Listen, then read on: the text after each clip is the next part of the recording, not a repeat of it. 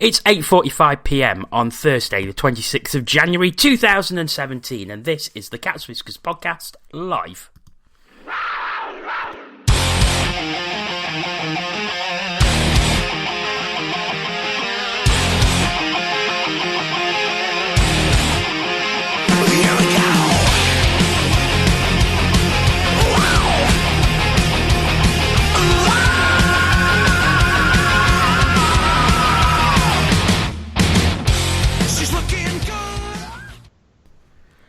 Hello and welcome to tonight's edition of the Cats Whiskers podcast. My name is Jono Bullard. We got a pretty packed show. We're going to be looking back on Panthers against Sheffield in the Challenge Cup last night, looking ahead to Panthers in Cardiff on Saturday and at home to Coventry on Sunday, plus all the other news, including Panthers being confirmed in the Champions Hockey League for the 2017-18 season. I'm delighted to say that joining me this evening are Aaron Lord. Good evening, Jono. And also someone with a greeting that is so cheery it's being copied by other podcasts. It's Tina Taylor. I'm not happy about this. Hiya! Hiya! Well, it's got out there, and so it should. We like a bit of cheeriness on a Monday, Wednesday and Thursday evenings. So, well, somebody has got to be cheery amongst you miserable buggers. Well, yes, you've got a point there, I suppose. Okay, we're going to get straight into it. If you've got anything you would like to contact us about, you can do via Twitter. It's at Cats Whiskers TV. Let us know about anything that you want about the game last night, Panthers in the Champions Hockey League, looking forward to the games this weekend, or anything else hockey related you want to talk about. Please do get in touch. Let's make it as interactive as possible this evening. Okay, we're going to start by looking back at the Challenge Cup semi-final first leg, which took place at the NIC last night. Panthers taking on the Sheffield Steelers. Steelers coming away with a 2-1 victory. Panthers taking a 1-0 lead in the first period through Brian McGrattan. Andreas Valdix equalising on the power play in the second period before Colton Fretter made it 2-1 in the third period. We was all at the game last night, and I suppose we'll start by saying it was a really, really good start. Brian McGrattan scoring after 90 seconds and a really good finish, Tina. Yeah, but he's a goon. No, he really isn't. He really isn't. He's one of our esteemed colleagues, Mr. Reddish. He tweeted something sort of later on in the game. He said that this is his best season since something like, I don't know, his junior hockey days or something. Yeah, 2001, I think it was. It just shows that, you know, what these, in inverted commas, goons can do when they're actually given time to play and not the instruction to just go and punch people. I mean, he's coming up with it, isn't he? I mean, that's it. That's his first goal of the night, you know, isn't it? Now in as many games, so he's doing all right for himself. He's not Cam Jansen, because Cam Jansen he didn't get to score 12 goals in a season. So, you know, he's contributing, and I love it. But yes, what a finish. Yeah. I mean, Aaron, it was another breakaway. A breakaway he scored at the weekend as well against Fife. So he's got skills as Brian McGrattan, and I think people don't give him enough credit for them. No, I would agree with that 100%. And I think part of that is the effect that Cam had last year. And I think people just automatically, when he first came over, thought enforcer, he's going to be exactly the same as Cam was. And, you know, as Tina alluded to there, he isn't. And he has got the skills. He sort of plays that role, you know, for the breakaway quite often. And as you said, he scored a couple of goals now. Has the confidence when going on, you know, on in the net to put it away. And great goal, fantastic goal. Really, you know, well, should have set the tempo, to be honest. And throughout the rest of the game, he looked for that opportunity again a few times, especially in the first period. So, yeah, I think we'll see similar goals from McGrattan, you know, at some point in the rest of the season. Mm. And also, I mean, another thing that sort of puzzled me is how far out was Mustakovs from his goal? It seemed he had absolutely no awareness of where he was in the net. It was very strange. I think that's happening quite a lot, though. I think netminders are starting to come out of net further and further. I know, obviously a lot of netminders, when there's a slap shot from the blue line or somewhere, a lot like that, they do come out to sort of greet the puck, if you will. So, and like you say, the Moose did that last night, and it gave McGrattan the opportunity to do what he did. I mean, Tina, I think McGrattan used Farmer well as the foil, but I get the feeling that Mustakovs thought he was probably nearer to his post than he actually was. Well, I don't really feel like I can contribute a much of an opinion to that statement, because I was up the other end of the arena, and it just didn't. I didn't see anything that was particularly off. I mean, just to sway the subject slightly across to something I can talk about, how good are McGrattan and Farmer playing together? I think that's a wonderful partnership that has come together. I think that's brilliant, and the passing between the two for that goal was brill. It was absolutely fantastic, and it wasn't the only moment that we had that sort of intuitive passing between the two of them. Unfortunately, that was the only time it led to a goal. Well, it was a battling performance by Panthers, but with no Schultz or Lawrence to start the match, and then losing Jason Williams after the first period, there was quite a lack of creativity. Yeah. Yeah. I mean, going into the game missing, pretty much knowing that we're missing Schultz, and and then to find out sort of late on that Lawrence wasn't going to be there, you sort of, right, okay, so this is going to be interesting. And and then I can't remember if somebody said it to me or I saw it on Twitter, but I sort of heard, saw something. I haven't seen Williams this period, and then I looked around. I was like, no, you're right. We haven't seen Williams this period. Where the blooming heck is he? So it just seems like coming to the Panthers is a kiss of death, unless you're in tip-top peak condition and you've got your own personal strength and conditioning coach. Then you're doomed. You're absolutely doomed. And it stifled a lot of the threat up front that we might have created. I mean, we've got some guys who can contribute a bit of secondary scoring, but I think at this point of the season we're kind of relying on the likes of maybe more so Lawrence than Schultz, because of the amount of games that Schultz has already missed. And Williams has had an absolute stormer of a start, and now we're hearing we're going to be losing him for somewhere around 2 weeks. I mean, that's a blow. You bring the guy in, he gives the team a visible lift. He himself is having, he's hit the ground running and he's putting up points, and then it's almost like I don't know. I don't want to say it feels like he never actually arrived, because he has made a big impact while in the games that he's played, but it's not positive news. It's possibly the worst person on the team that could have been injured, possibly second only to Weekman again. I mean, Aaron, why do you think Panthers do suffer with so many injuries? That's $1 million question, isn't it? And my honest answer is I don't know. I do think the whole strength and conditioning area is an area that we can improve on.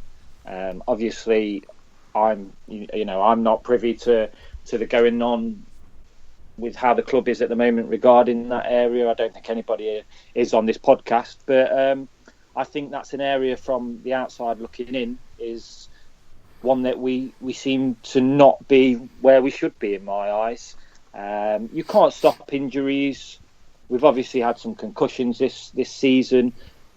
That's, I don't know whether you can stop that from a strength and conditioning point of view. I don't think you can, but I don't know. I think it's an area that we need to look into, because it's affecting our seasons, drastically, and it has been for the past few seasons. Just on the question, obviously, that Tina just answered, and the fact of Lawrence, Schultz, and then Williams missing. I did a bit of research and looking at some stats earlier. You did some what? I know. What? I know. Is that four horsemen I can see in the distance galloping towards you? No, but I have just seen Spider Pig flying outside of my window. But Lawrence, top point scorer along with Moran, 25 games played, 26 points. Literally just over 1 point per game. Schultz, again just over 1 point per game, fifth top point scorer. Tina's already mentioned the impact that Williams has had. He's at 1.22 points per game at the moment, and we're forgetting even David Clark as well. We know what Clarkey can do, and granted he's not played that many games this season, he's only played 12, but you take that out of any side and you're going to struggle, and I think that's what we've seen. But I don't know, can you stop Lawrence's so-called injury, of a broken sort of puck to the hand or finger, etc.? I don't know, can you stop that? Schultz, he's obviously had a couple of injuries. Williams, not too sure what the actual injury is. It's very hard from our point of view to say this is what's wrong and this is why we're getting so many injuries. But like I said a little bit earlier, from the outside looking in, the whole strength and conditioning is an area that we need to improve on, because when we did it in 2012 and 13, we saw and we got the just rewards of it. And I think that's what we need to be looking at. Another area where Panthers are struggling is on the power play. No power play goals from the last 14 attempts in League and Challenge Cup play. This obviously doesn't include the Continental Cup. Tina, that's a bit of a worry. It's grim, isn't it? It's absolutely disgusting. I think I saw a tweet from Panthers Banter last night, and he said, Sheffield, could you please keep your discipline because we don't want to be on the power play. It's just it's awful. The only saving grace is the penalty kill is okay. It's doing all right, but yeah, it's not good. In all competitions, if you're talking about this month, our power play sits at something like 9.72%. It's kind of unacceptable, really. We can have a good power play, but one thing I will say, you look at the guys that we're missing, and they are focal points on the power play. Schultz is the man who, I often see him setting up in Gretzky's office, as it were, and you've got Lawrence, who's got, when he hits it right, has got the finest one timer going. I just wonderful. When we're attacking the Zamboni end of the NIC, I'm directly in line normally from where Chris Lawrence is shooting when he's on the power play, and it's beautiful. It's beautiful when he gets it right. Williams has obviously come in and started quarterbacking the power play. So there's three key guys out. So you can sort of explain last night to a certain extent in the fact that it was just so dire. But yeah, it's no power play goals in 3 games is a worry. Despite the guys missing, you've got to find a way because that's your advantage. That's where you have an opportunity.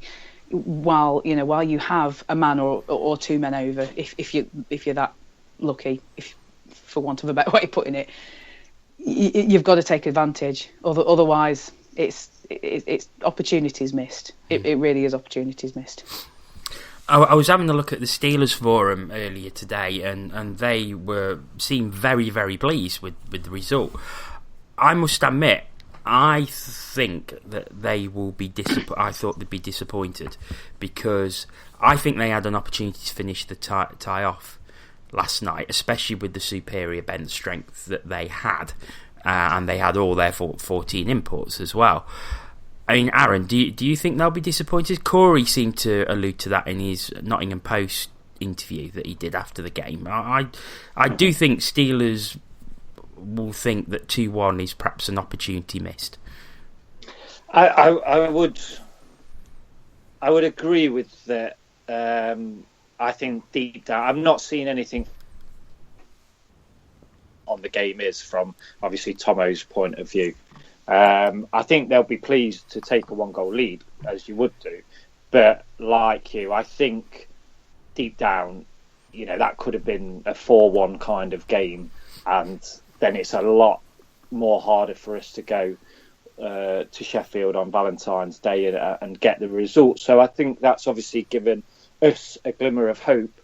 But I think, you'd take any win, wouldn't you, really, to be honest? I think going into some, if the shoe was on the other foot, I'd be reasonably happy with a 2-1 sort of victory to take them back into my own rink, because I'd hope that we would then be able to build on that. But I think when you look at the injury that we talk about imports. The facts are we still dressed 14 imports. I think the thing is, it was the imports that we were missing was quite crucial to how we obviously play.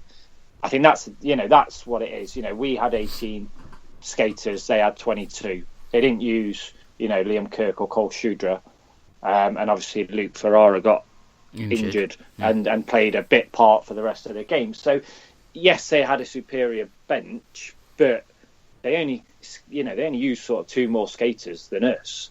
So I think in that way they might say, oh well, we got away with a 1-0 victory, we're 1-0 up, let's build on that. But I agree with what Corey has said in the Nottingham Post. I think that gives us a bit of buoyancy if we can get players back for that second leg. I think it gives us a right good sort of grit between the teeth going, right, if we've got a full, if Lawrence is back, Williams or Schultz, if we can get 2 of them back, then I think we've got a right good opportunity, because we can beat Sheffield in their own barn. Yeah, as we have already shown this season. Some posts that I saw on Facebook on some of the Panthers groups was blaming Tom Darnell, saying he was favouring Sheffield and they were cheating and all this. I think that is an absolute load of rubbish, but I'll put it to you too. So Tina, do you think Tom Darnell was the reason that Steelers won the game? Yeah, he obviously loves the Steelers more than us. No, have a word with yourselves, people. No, the only, I would say, the only time I really disagreed with anything that happened, I think there was a boarding call either way, and I thought they were kind of strange calls, both of them. But whatever, you get those, and I don't think it contributed in any way, shape, or form to the final result. You play to what happens. I mean, we had 6 power plays to their 4, and they scored on one of theirs. That was the difference. How many power plays would we have needed to have have scored a goal? That's nothing to do with the referee. That is absolutely nothing to. I mean, there was we took a too many men penalty. It was blatant. I stood just before he blew his whistle. I said, because I was sat with my friend, and I said to her, we're going to get too many men. And she sort of looked and she went, oh God. And we had time to have that exchange before he blew his whistle for it. So, we could see it coming. So, and we're by no means referees. I mean, we often sit behind the away bench firmly with our black and gold tinted specs on. No, just absolutely not. The officials were, they were as usual. I've got absolutely nothing to say that's controversial in any way about the officiating last night. I mean, Aaron, I think that most of Tom Darnell's calls were fair. I thought the penalties he called were all fair enough. So I don't know where people were getting it from that Darnell was favouring Sheffield. Orange armbands, I'm guessing. I think obviously refs are an easy target to vent your frustration on. Tina cut out slightly for me, but I got a bit when she mentioned 2 boarding calls. Now I'm going to guess she meant the Jeff Brown and Jason Coyle one. Yes, because they were soft for me. I think they were a little bit soft. And then the only one that looked more like a boarding call for me was the hit on Lacko that happened in, I think it was the second period, and it was down the entrance end for us. And you could say, well, if you've called those two for boarding, I think that was, questionable boarding. But I think he called a good game. I think he tried to let things go to a certain degree. I can't really remember anything, and I didn't get irate on the night about any calls that he did. I think it's just some people like to blame the ref, don't they, because they don't want to say that their team was bad or the other team was good. The ref is an easy target for me, but I thought Darns had quite a good game. Okay, some tweets that we've had in, and Marie-Jean, who's not on tonight, unfortunately, he says, playing short all the time will be contributing to players getting hurt, constantly double shifting, etc. And also on the scoreline, he says 2-1 is better for ticket sales, with a little winking emoji there. And also we've had a tweet from Sally Utton. She says, how can we expect to compete against a full-strength Sheffield team with only 2 lines? Need conditioning work, which I think is what you was alluding to earlier, Aaron. Well, the second leg will take place at Sheffield Arena. That has a 7:30pm face-off on February the 14th, Valentine's Day. Damn shame it's not at our Sheffield. Wow, you'd be in the bag then. Okay, we're going to look at some other news concerning the Panthers, and they were confirmed that they will be taking part in the Champions Hockey League for the 2017-18 season. The CHL board approved Panthers' inclusion in the competition on Tuesday. I am absolutely delighted with this because I really enjoyed it the last time he was in the CHL. So what do you two think? So, Aaron?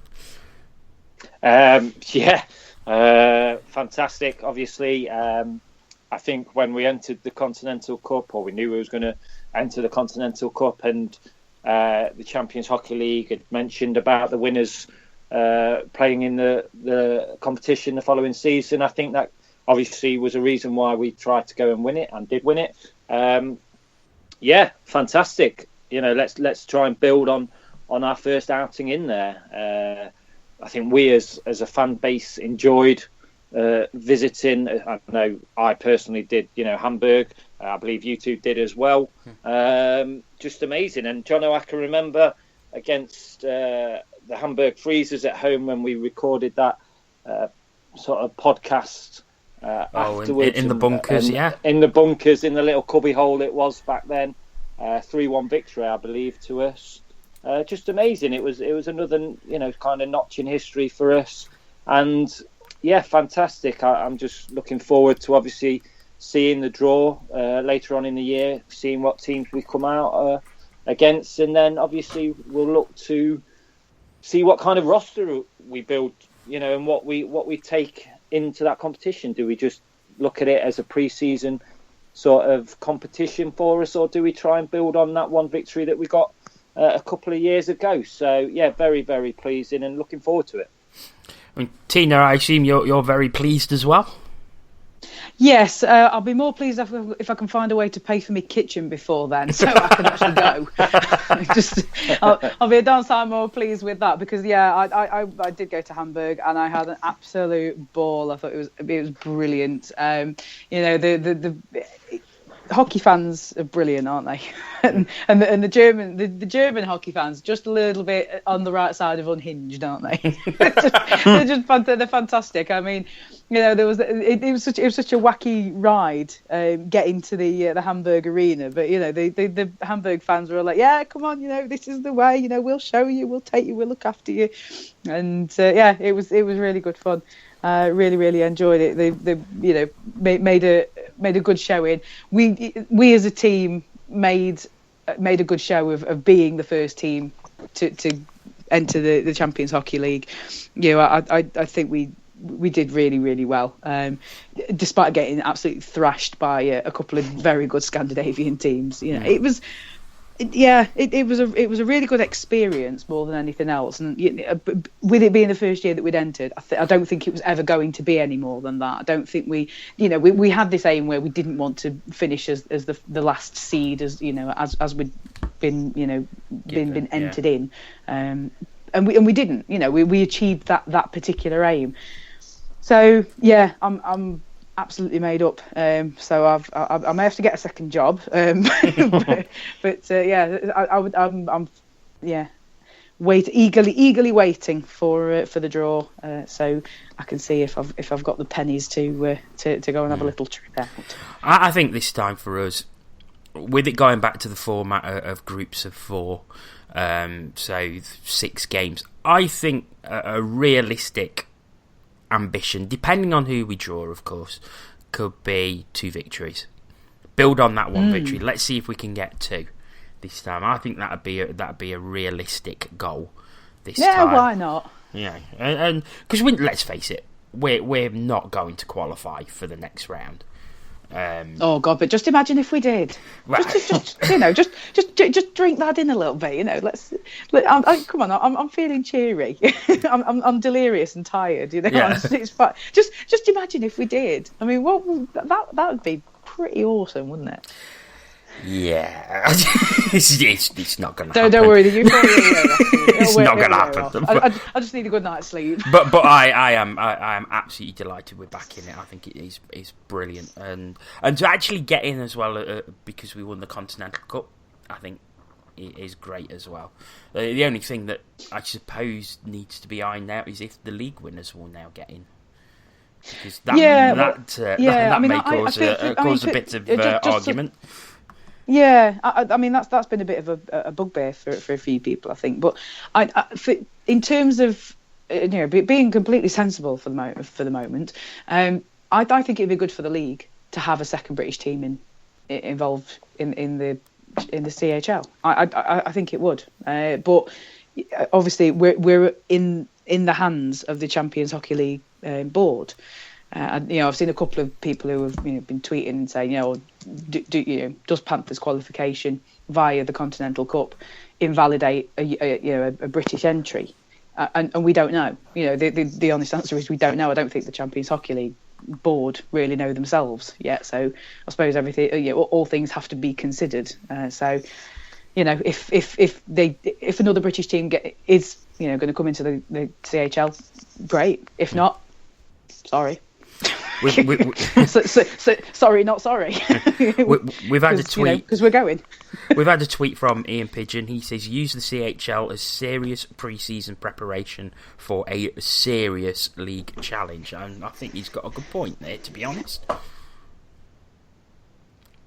Yeah. I thought please someone come in on that. Sorry, Aaron, I thought I'd just take a back seat because I feel like I've been talking forever. That's all right. I've learned never to interrupt a woman. So you'll go far in life, my friend. You'll go far in life. Look, I think for the CHL, there's no better kind of pre-season competition, is there? In that we'll be testing ourselves against the best teams in Europe. It's better than playing Coventry twice, in my eyes. And I think like you said, Jono, it all depends on who we recruit. Do we, and I think obviously getting them in early for the CHL will benefit us, hopefully. But it's what the organisation's priorities are next season at the end of the day. So I think, as Pidge alludes to, I do think it would be a great opportunity to have a serious pre-season, and let's attempt to go and win that league again. Some more news that came out today. Panthers chairman Neil Black will host a Q&A for fans at Saltbox on Tuesday, the 21st of February from 6 till 7 p.m. That is prior to the home game against the Cardiff Devils. Tina, great that the Panthers chairman is coming to take some questions from fans.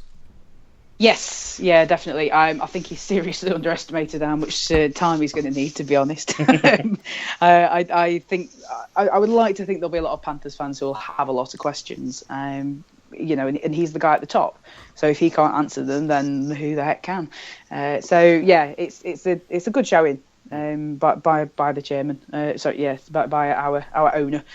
So hopefully we've got enough questions within the fan base that need answering, and hopefully we'll get the answers that we're looking for. I think there are a few hot topics that are probably going to get thrown his way.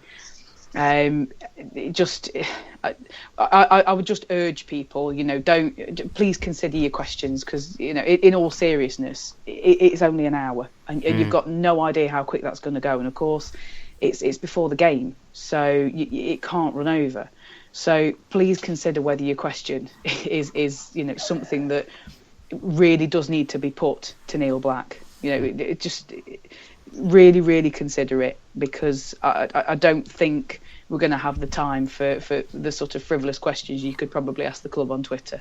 So but go in there, with a well-formed question, and hopefully you'll come. Hopefully you will come out with some good answers, and hopefully us as a fan base will come out with some good answers as well. Because I think we do need a bit of engagement with the club. Aaron.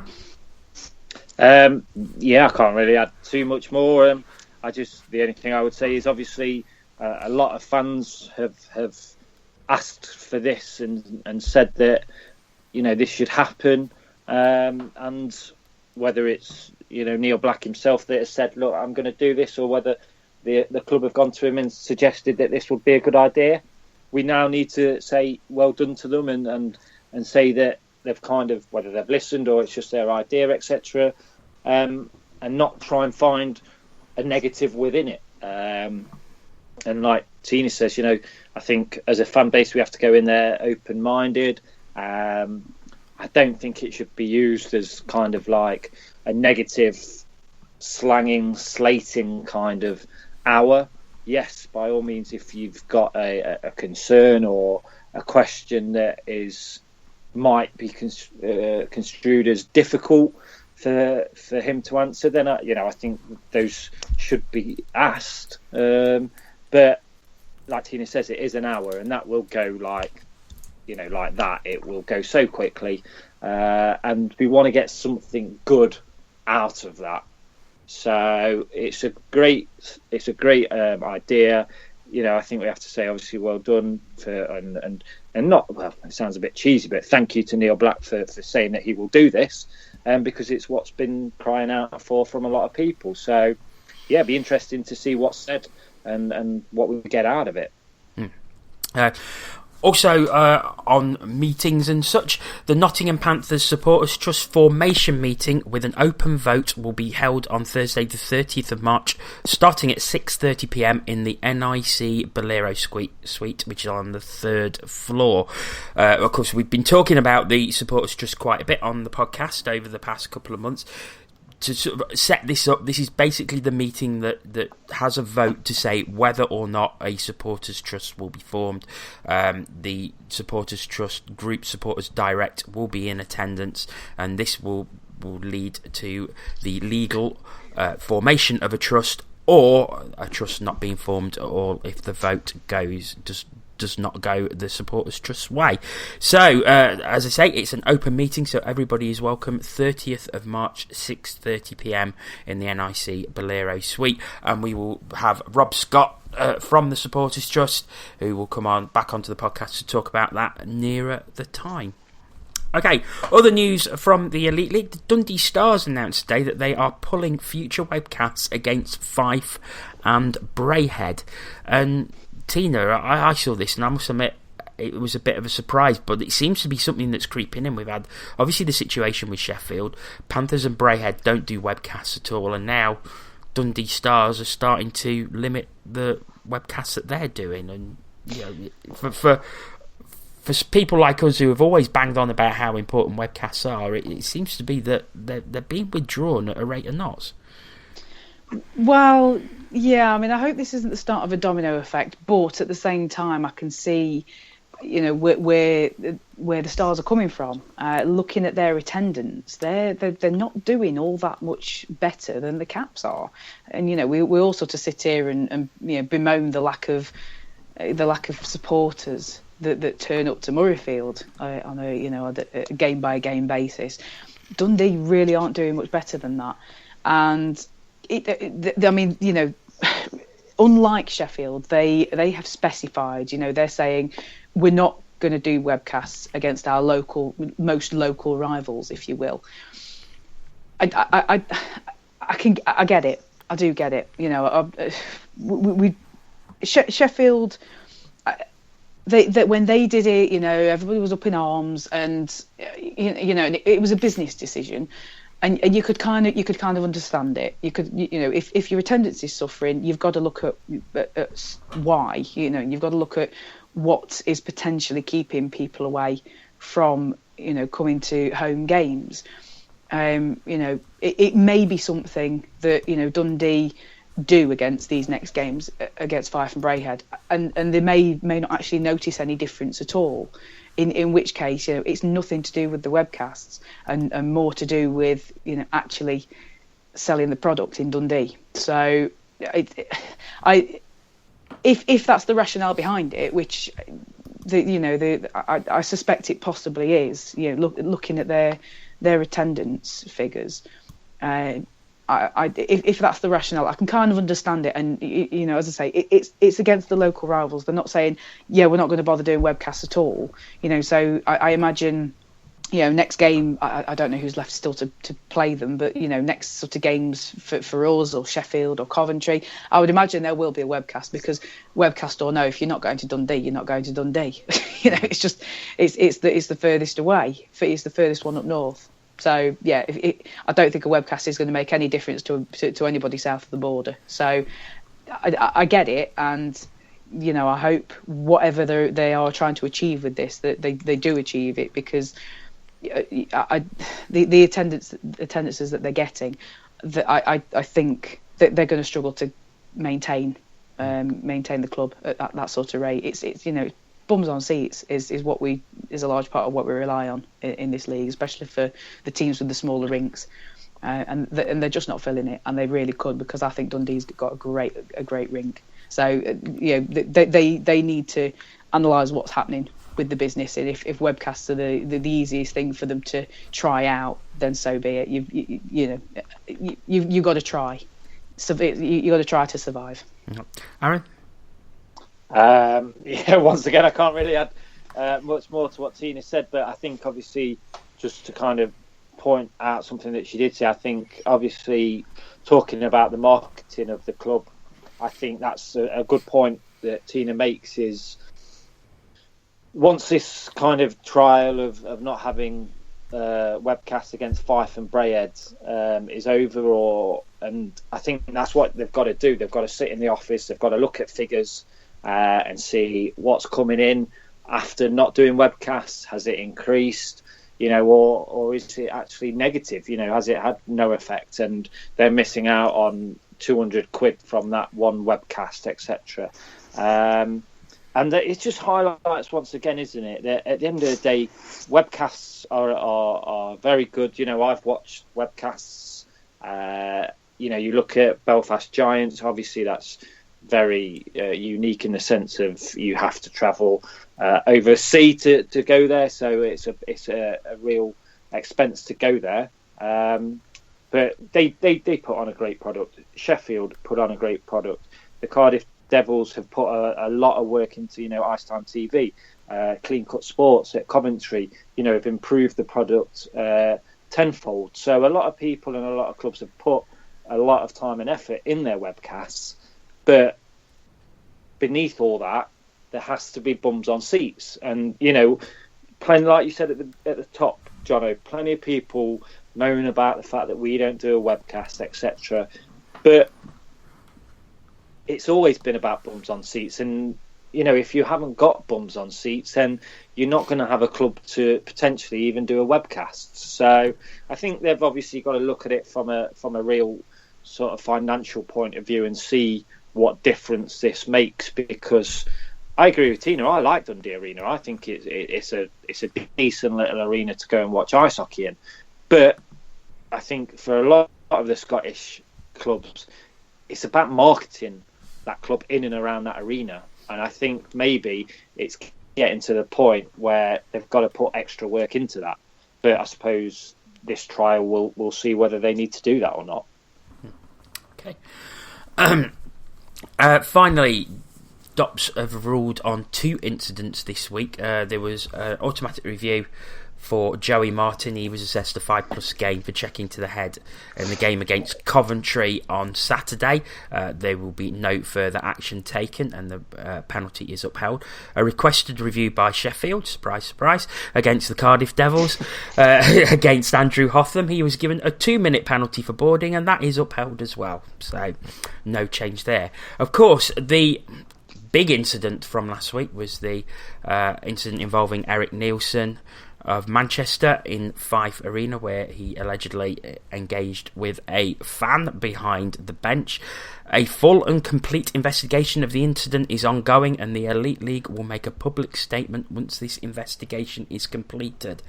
Now, I've got to say, I think it's absolutely right that all the time is taken to reach the right decision on this, because it is such a serious incident. I mean, Aaron, you wasn't on the show on Monday, and we was talking about this in great detail. So, what are your thoughts? Well, I agree with you in the sense of it needs to take. You need to look into it. You need to get everybody's point of view on it, and collect all that data and the information of what happened, etc. The referee's report, probably coaches. I don't know how in depth they will go.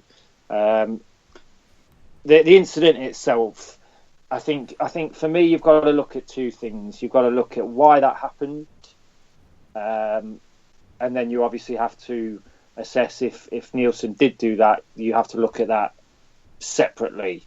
The fact of Fife is, for me, you have to protect the players, the coaches, the staff. You have to have some protection there, and to have no plexi behind the away bench, I think, is you're potentially asking for trouble. Now, whether that's the Elite League needs to tell Fife that they've got to improve their rink and spend some money on it, then I think that has to be done. Because you can't have fans throwing or getting close to the away bench as they can do in Fife. Now, us as fans, we pay our money. We have the right to chant and to boo and to criticise, or however you want to describe that. But it can give you the right to allegedly throw beer over players and staff. You're taking it too far then.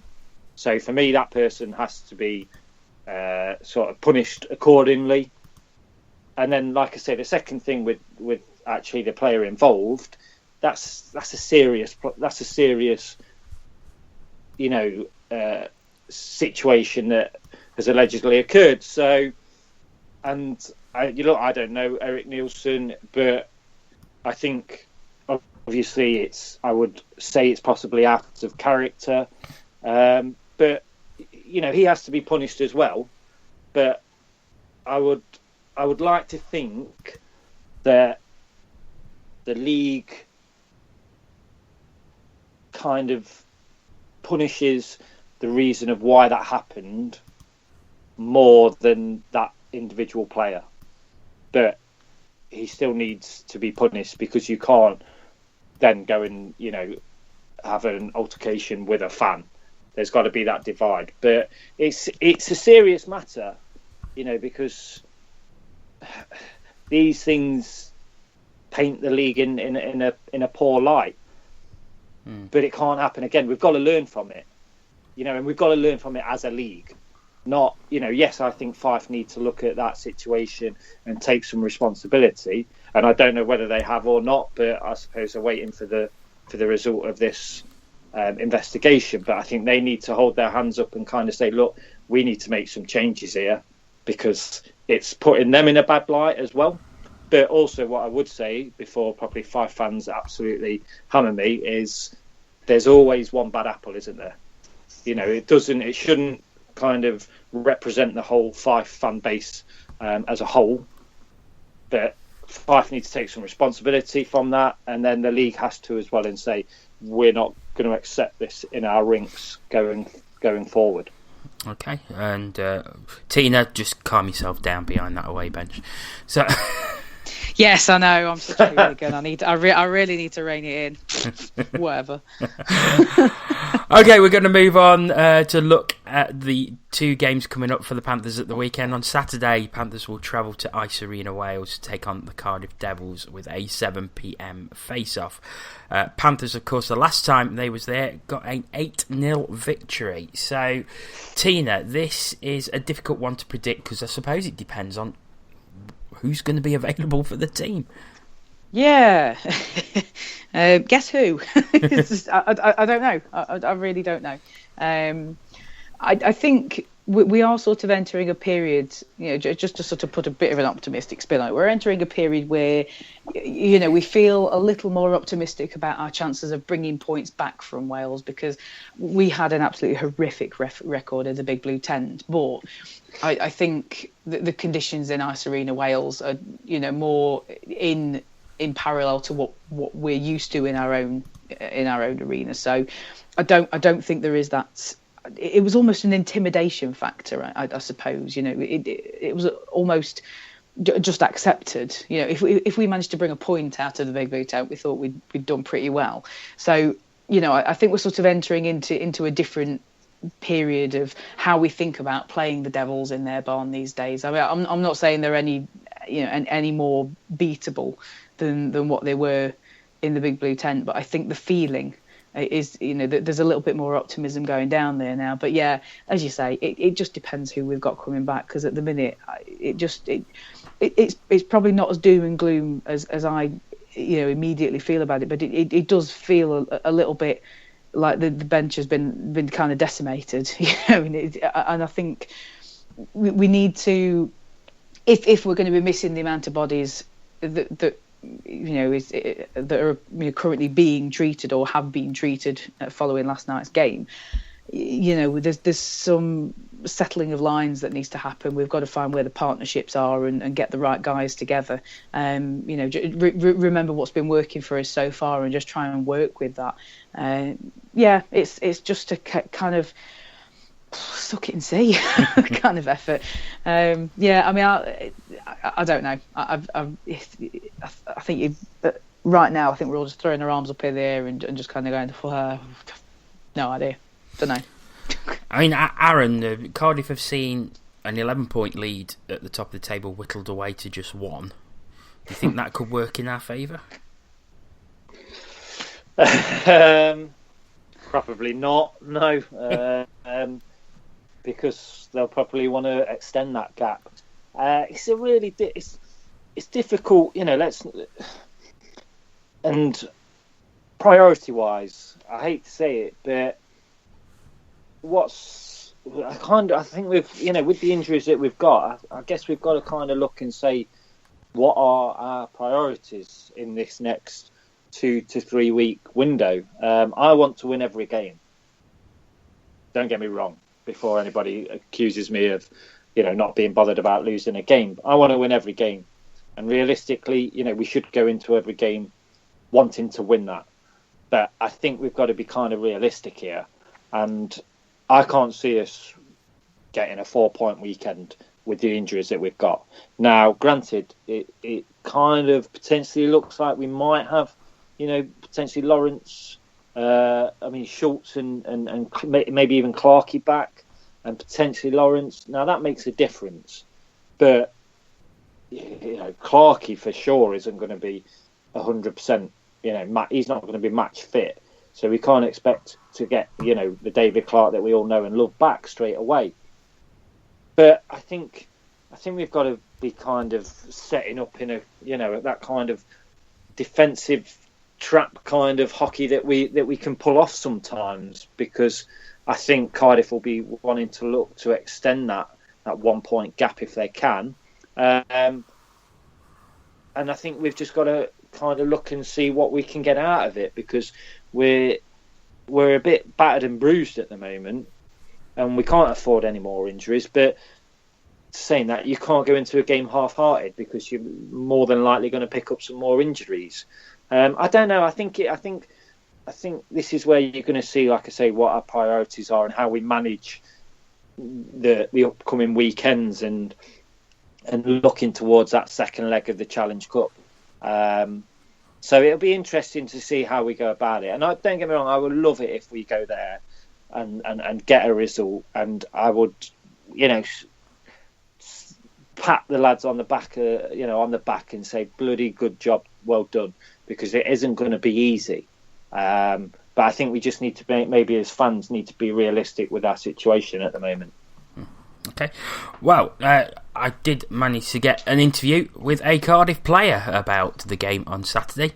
Quite a familiar name. See if you can recognise who it is. Delighted to welcome to the Cats Whiskers podcast a former Panther and a current Cardiff Devil, Matthew Myers. Hi there, how are you doing?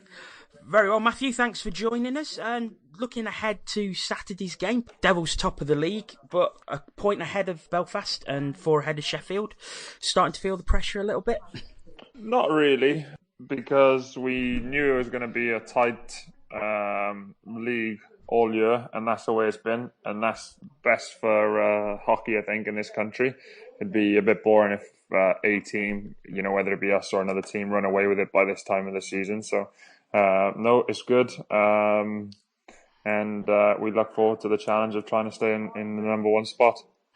You're obviously taking on your former team, the Panthers, on Saturday evening.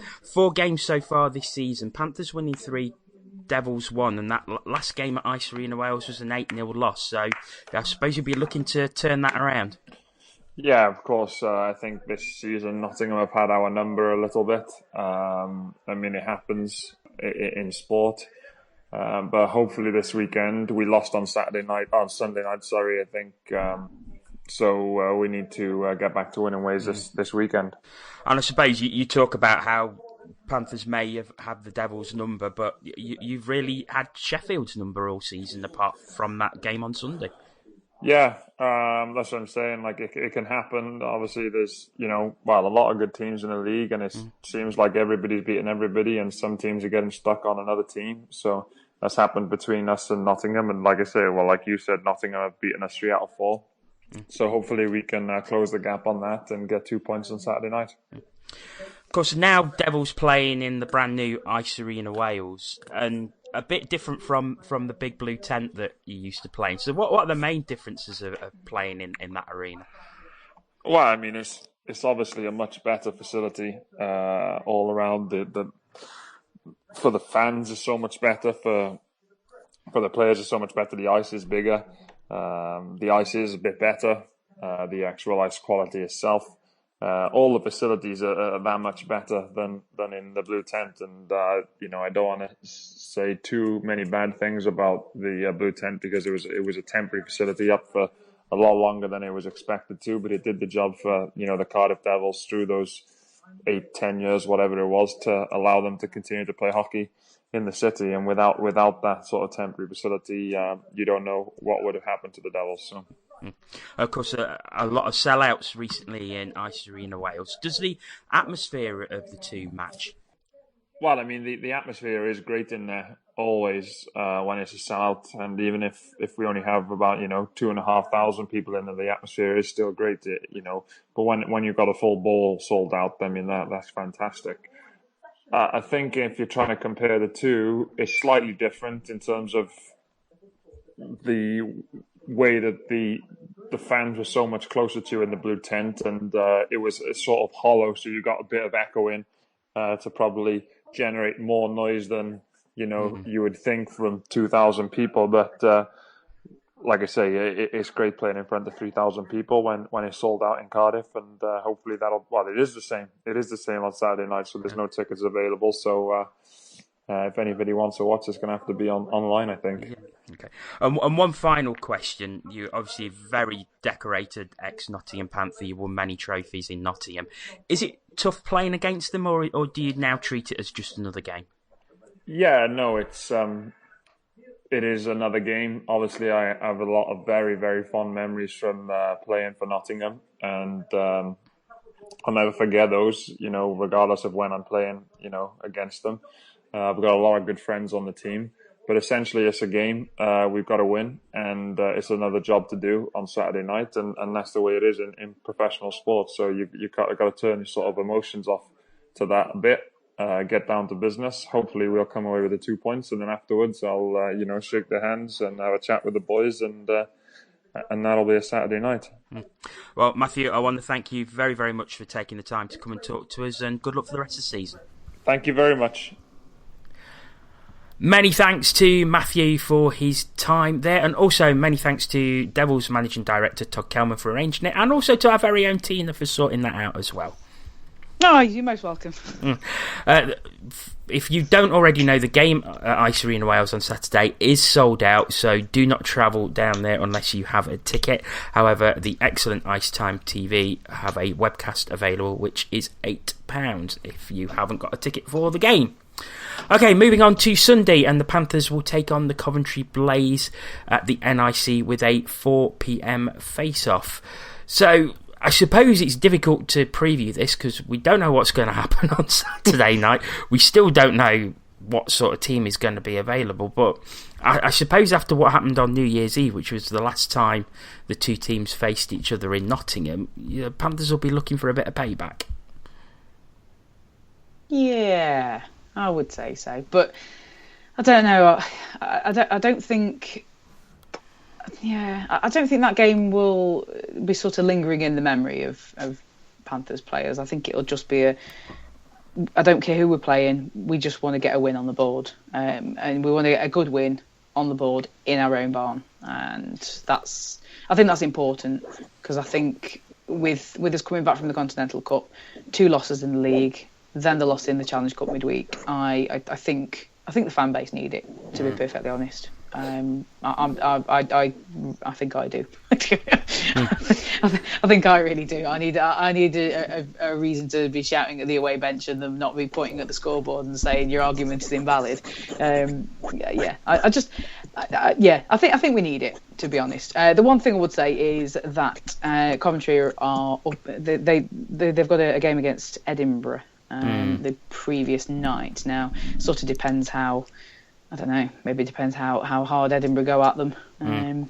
Well, what sort of mood they're in. Well, there seems to be a bit of a 3-way battle now for that last playoff place between Coventry, Edinburgh and Dundee. Coventry got a very good result against Dundee in Dundee last Sunday, so their tails are going to be up.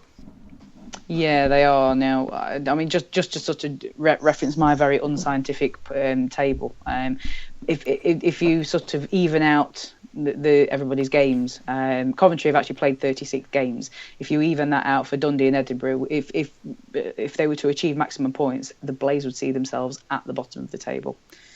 Which, as it looks at the moment, they're not at the bottom of the table, but I think there is a tendency to forget that the games played is so uneven.